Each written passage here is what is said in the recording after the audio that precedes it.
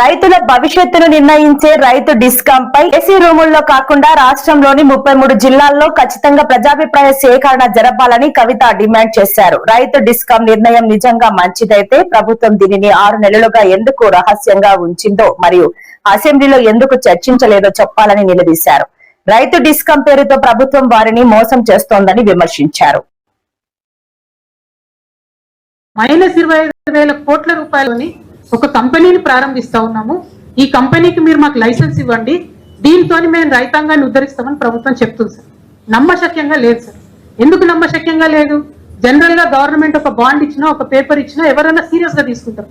ఎందుకు నమ్ముతలేమంటే గత 2.5 సంవత్సరాల్లో ఈ ప్రభుత్వం యొక్క వైఖరి మీరు చూసినట్టయితే అడుగడుగున మోసమే జరిగింది సార్. రైతుకు అడుగడుగున మోసమే జరిగింది. భూమాత పేరుతోని మొత్తం అంతా కూడా సంపూర్ణంగా అప్పట్లో ధరణి బాగాలేదు, ఇప్పుడు భూమాత తెస్తామన్నారు. ఇంతవరకు ఆ భూమాత పేరు మారింది, కవర్ మారింది తప్పితే సిస్టమ్ మారలేదు.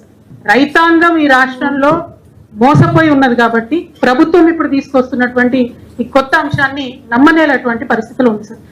ఇవన్నిటిని కూడా రైతులు వ్యతిరేకించి 13 నెలలు రోడ్ల మీద కూర్చొని ఆ రిఫార్మ్స్ రాకుండా ఆపినారు సార్. ఆ స్కీమ్లలో పార్టిసిపేట్ చేయడానికే మేము రైతు డిస్కాం పెడుతున్నాం అంటున్నారు తప్పితే ఇంకోటి కాదు సార్. ఇది జీవో నుండే చదువుకున్నారు సార్, వేరే ఏం కాదు. సో వారు మాటలలో చెప్పేది వేరే ఉన్నది, కాగితంలో చెప్పేది వేరే ఉన్నది. That is why I'm time and again saying government is working with malified intention sir. ప్రతి జిల్లాకు పోతాం, ప్రతి ఊరికి పోతాం.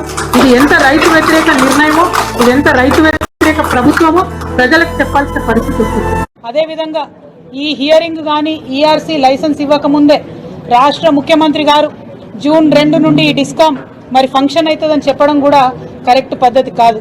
కాబట్టి ఈ 2 అంశాలను దృష్టిలో పెట్టుకొని తక్షణమే రైతు డిస్కాం కోసము ప్రభుత్వం అప్లై చేసినటువంటి లైసెన్స్ని రిజెక్ట్ చేయవలసిందిగా నేను కోరుతా ఉన్నాను.